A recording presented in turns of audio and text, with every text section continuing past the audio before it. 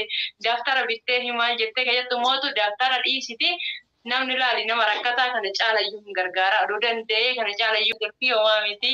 لا والله لا يعني بس سبحان الله هم جدين جتشو بربادة أبشر بلدي يعني يدرا كان شالا يعني يروح لديتو ديفهم سنغافة جدا إيجاتنا فيرتين قلبي نبلستين جالسيني ديفهم نغافة هو يسيتو فرانكي والغوني ديفهم والغافة نانته أمتا مو فرانكي قولي جالسون بربادو كان شالا تو ديفهم سنغافة جدا إيجاهونا سنغافة تموتو hundi keessanuu iyyuu warra asii ala jirtan warri nu dhageeffattan warri koomeen Firankii sallaaltanii jirtan dhiifama isiniin jedha warri ilaalin illee yani Firankii irratti jedhee jira daawwattoota kiyya irratti dhiifama gaafannee agarraa amuun dhiifama gaafadhu dhiifama gaafachuu waan gaarii naan jettee irratti asumaan dhiifama isiniin jedheera.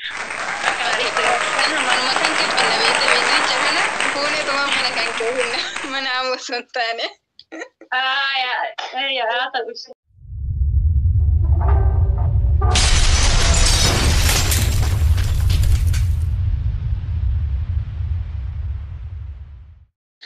بسم الله الحمد لله السلام عليكم ورحمة الله وبركاته كبجمتوتا فجلتوتا هردوفتوتا كنا بجرات تنجتشا أشما هركفوني هردوفتوني كنا ولمت نتفكاتي ولما كتني فرال ثاني جراني هردوفتوني عمو فريتي في هردوفتوني عاشا عندك ديرتو إيجا كبجمتوتا فجلتمتوتا بوليان كنا أنا الرعاشة تبقى دفين جرا مي وانت إسي فيديو فتي أسوأتش هنتر عشان سلامة إسنين عجتو عاشو نورن سنجد أنا دوفا بغانا جالكبتي بغا وامتشكي كبجي أسونا هنتو فتنا عواتي دوفتي ويلكام سنجد السلام عليكم ورحمة الله وبركاته أكام جرتان كبجمتو فدا وطوطا ماتي أمو فري فاميلي أنا الحمد لله رب العالمين برسان اللي كسنجد وربادو نكبجي gara channel keetiin affeeru keetiif guddaa si galateeffadha.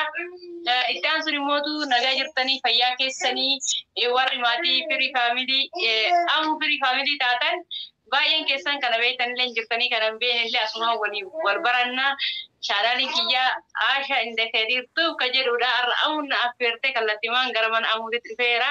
Gaafichi nagaa hattu deebisuuf qophaa'ee dhufeera. Okay, wallahi galatoom yoo siin jedhe waan sitti diqqaatu natti fakkaata Aashaatiyya. Ulfaadhu ati kabajamtu namaati. Nama kamiifuu kaasatan yeroo ammaa kanatti fakkeenya ana qofa ani bar dura homani qofti akkasitti si faarsuun se'a jechuudha. Gaafa mana kan kee jala deemee komentii kan kee ilaaluu namni akkas siin jedhu baay'eedha. Anillee kanarratti viidiyoo kanaan dura waraabirratti Aashaa wajjiniin haasayaa jedhee ture. Daanu ati Fooziyaa fi abbaa maammee bira tartee nu illee biraankii goota jechuudha. Ati biraankii nu goote garuu dhugaa seenin lapheen nu cittee jechuudha. Duydi nu citte subhaanallah.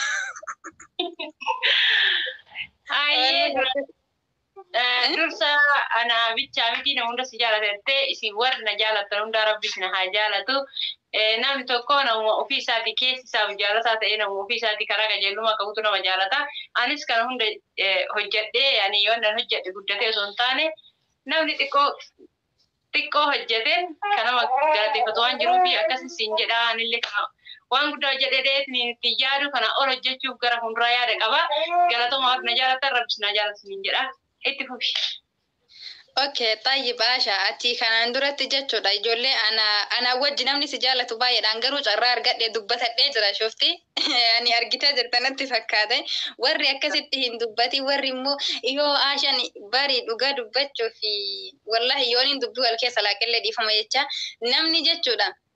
Nama ati amma fakkeenyaaf ijoollee ani gandummatti osoo hin taanetti ijoollee roobe yoo taate ijoolleen roobe siin boonti jechuudha. Ijoolleen ati asan bira yoo tarte ijoolleen Oromoo guutuutu siin boona jechuudha. Gaafa ati saba kee boonsite koomentii wahii argee maal jetti mucattiin takka walla ijoolleen roobe garaa hin jabaattu Aashaan hin galchitu waan akkasi jetti shufti. Galatoomi jedhaanii koomentii maashaallah. Maatii keeti warra akkasitti si jaalatu saniin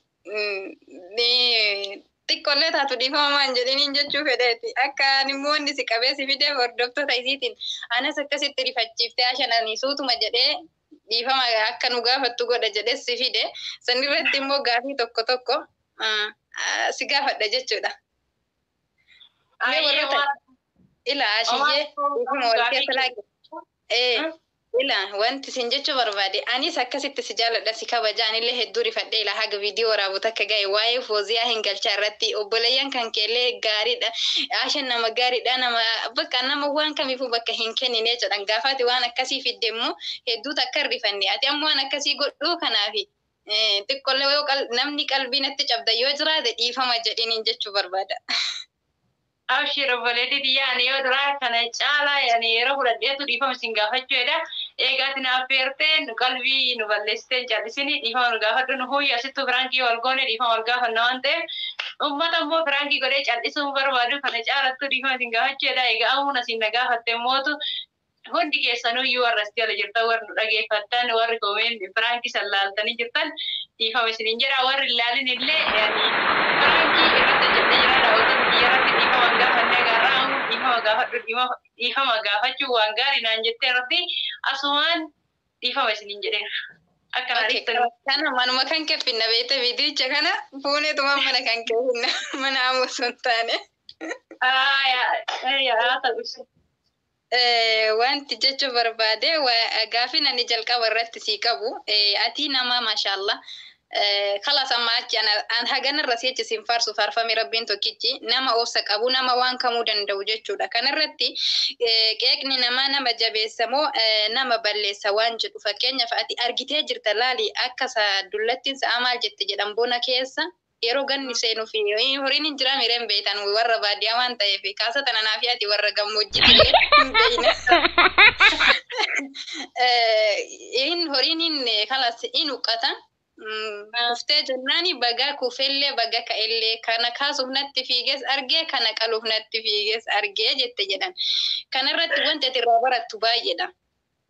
Jecha kanarratti kasi gorsee fi kasi arrabsee ka jechan taane si darbatee fi ani kalas rabbi nama warroota akkas jedhanillee haadhiisuma jedha anillee akkati bakkee ittiin kennine hin beeka qeeqni nama jabeessamoo nama balleessa mee kanarratti yaada bal'aanaa kenni jechuu barbaadeeti. Hayyee gaafin kee gaariidha haalli ati ittiin na gaafattellee gaariidha mammaa iskeellee tolee laayikisii godheera mammaa isa keeti deebii keemmootu siifin deebisaa qeeqni nama jabeessamoo nama laaffiseette. Hayyee qeeqni namaa laali qeeqni akkaataa qaba ka nama jabeessu jira ka nama laaffisu jira yeroo komentii walii barreessinu yeroo mootu wal qeenu namni kuni dura akkam ture laali arruma namni kun balleesse bichaaf ol kaanee waan hin taane irratti laxxafuu osoo hin taane namni kun duraanuma nama balleessaa hojjetaa oolumoo haadhuma dogoggoree yoo dogoggoree mootu nama kenna kana nama duraan jaalannu yoo ta'e haala kamiin sirreeffannaa yoo mootu nama duraanumaa yoo hin taane hojjeta illee nama dandeettii qabu yoo taane namni nama san qeequ sun sirreessuuf mokkoruu qabna malee yani nama tokko yoo inni balleessaa qabaate balleessa san irratti arraba itti fidde waan hin taane itti haasoftee karaa badiisan itti jabaata malee irraan deebi'u garuu nama gaarii taate nama deebisuu dandeettu yoo taate gorsanii nama san deebisutu furmaata malee nama qeequun baay'eellee gaariidha jedhee yaadu garuu immoo bakka namni sun balleessetti qeequmsillee bakka itti fayyadu jira yaani karaan taan deemaa jirta taanaan karaa duraan sirrii jirturra jallatte taanaan qeeqillee nama deebisaa gatu qeeqa yoon qabaanne gisee hundaa waanuma gaarii yaani jajiinsuma bichaa yoo taate isi sakkarsa laale yaani kararra si dabarsaanii kunidha kanuma mudu akkanaas jechisiisa kanaa jecha qeeqnillee si jabeessa.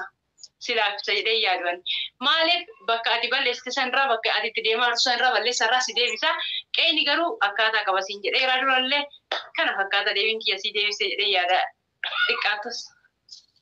لا ما شاء الله كجماعة تدبيفت والله ربي بكم صحفي هذا ولو سنجد قاليتيا طيب أرمني نما حملنا ما جاب سابوي مركتشي سنما وجتشي سا فكنيا في أتيوان بدا تكرر يجرات يوسي الرسن اتفقتمو درن إرادة فتا مو ديفته تما والمكان كيسا يو أكو بغا بديو تنا خلاص أنا كفدتي يو أني غوريو ديمو فوزيان يجتني خلاص أني يو أدلقي فوزيان ميجتني أني كانوا مهون داريسه إذا ما تنا قلت جولتي يا وجه جدا akkas nama godhamoy inuma daran isii tana akkati sadarkaa rakeetu si godha akkati amma goote nutti agarsiifte kana rabbi galata kan keessi yaa kafalu inshallah ala kabi bilali kaini yani karara singatu dal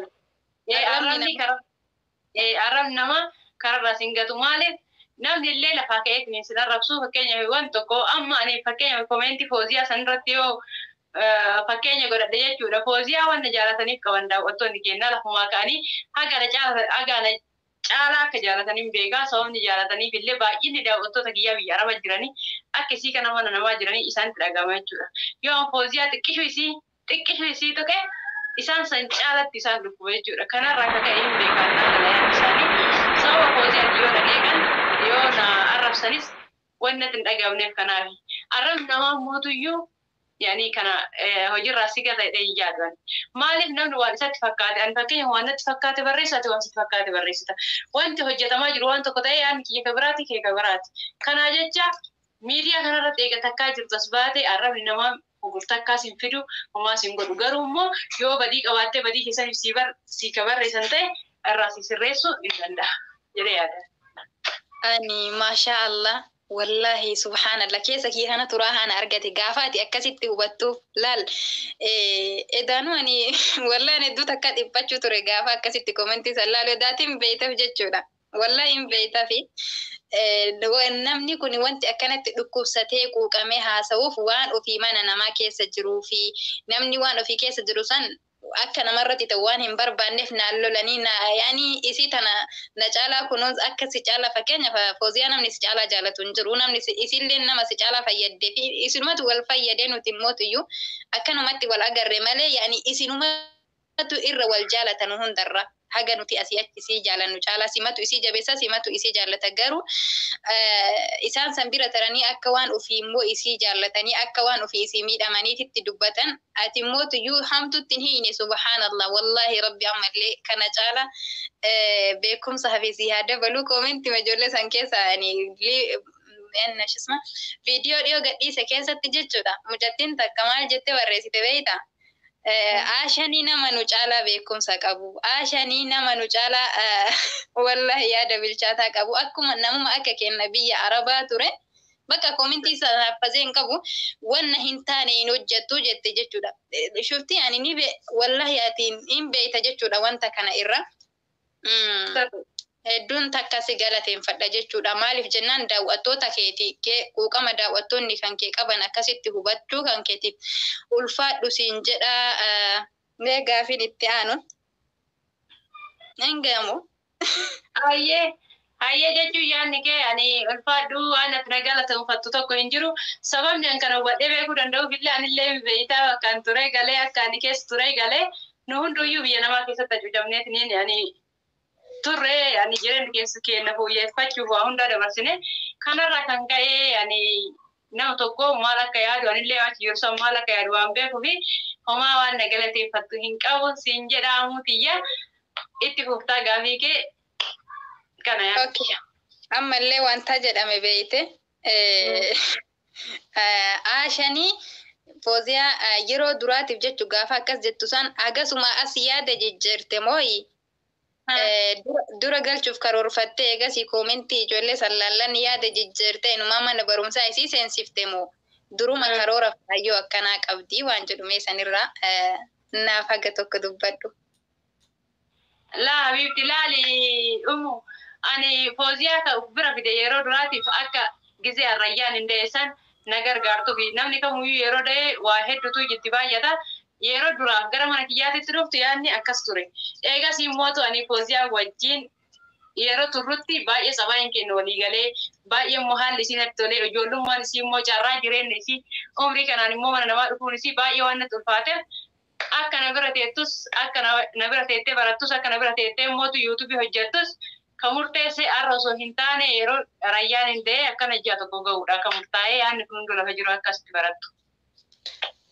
Wanni ati guyyaa keessa yaada jijjiirte hin jiru jechuudha dhugumatti onni wakeet irraa biraan kiinutti irratti dalaydee malee wannumti ati akkuma tasallee galchuuf yaadde hin jirtu jechuudha.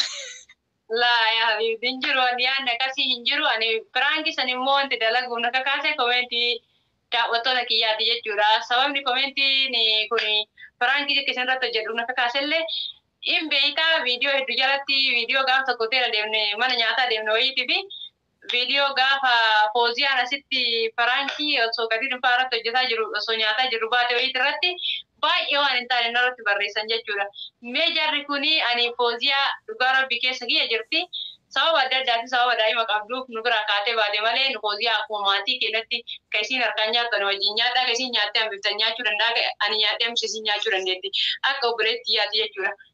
Garuu mootoyyuu Fooziyaan sababa daa'ima qabduuf nu biraa baate eegas illee immoo ani firaanki kan hojjechuuf na kakaase Fooziyaa maa waliin mari'anneetiniin hojjenne maaliif akka ta'e beektan mee ana Fooziyaa hagana gooteedhaan naqeeqanii isaan immootu yoo ani Fooziyaa gara hin galcha jedhe namni ana caalaa isii gargaaru hin jira tokkoffaa lammaffaan mootuyyuu sira miyoo ani hin galcha jedhe daawwattoota kiyya das jedha na biratti miidhamtee yoo jiraatte mijattiin tuni yoo gara biraa deemte das yoo isaan jedhame hin laala jechuurraa kan ka'e biraanki kan hojjedhe garuu nama tokkollee kanas jedhe hin jiru nam tokko bichatu waan hin taane barreesse malee baay'een namaa si bira haateettu hin galchini warra jedhanidha. Kana fakkaata yaadni biraanki kan hojjechuu dandeessa. Okay, bareeda jedhi baga goote immoo baga goote waa hedduutu irraa baratama. Wallahi waa hedduutu irraa baratama. Kaasatan garuu namni tokko yoo ka of eegu ta'e asii achi waan hin taane namaan hin jedhu.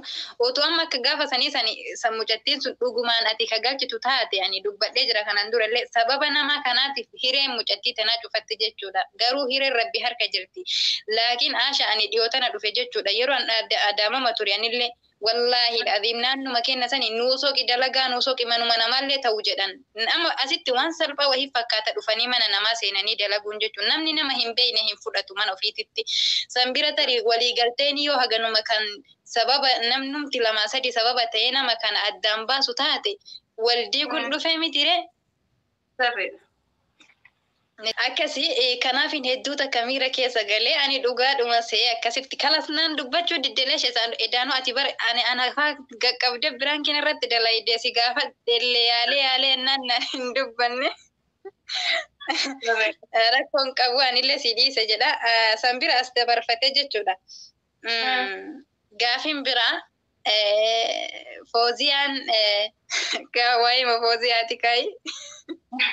Rabbi bakaanis yaa ga'u namni tokko jechuudha nama tokko gaafa hojjechiifatuuf yookaan isa haa gargaaruuf of bira fidu barachuu miti ani yookaan carraa mataa'eetiif ilaaluun waan argatu natti hin fakkaatu. Ijoolleen fakkeenyaaf Fooziin jireenya Mashallah jireenya raahaa jiraataa jirti ijoollee ta'e wajji taphattee maal jettee tanu arginu tanu argine immoo tana dachaadha jechuu qaamni isii irrallee hin beekama san bira as taree jechuudha.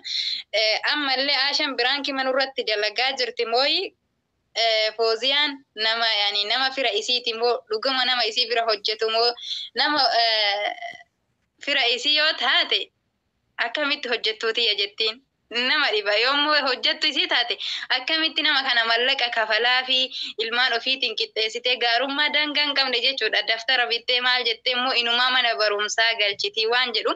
Fooziyaan nama biyyatti illee sitti dhiyaatu ma fedhallee yoo ta'e bare asaasan obboleeyyan walii hojjetaa jirtee miti amma biyya keenyatti jechuudha. Obboleeyyan ummaanuu jechuudha fakkeenyaaf warrumti dhiira fakkeenyaaf shifeera yoo taate tokko makiinaa yoo qabaate waan shifeerri biraa fudhatu san inuma fudhata jechuudha garuu ni dalaga. Amma si jaarsa mana irratti illee waan ka biraa fudhatu san inuma fudhata jechuudha. Tayyib akkasittuu wal dalaysiifataa jiranii maallaqa isii waan taateef Fooziyaan dhuguma hojjettuu teeti moo yookaan ijoollee obboleettii keetiiti moo yaani walitti dhiyeenyi keessan maal fakkaata waan jedhu nu ibsuu dandeettayi.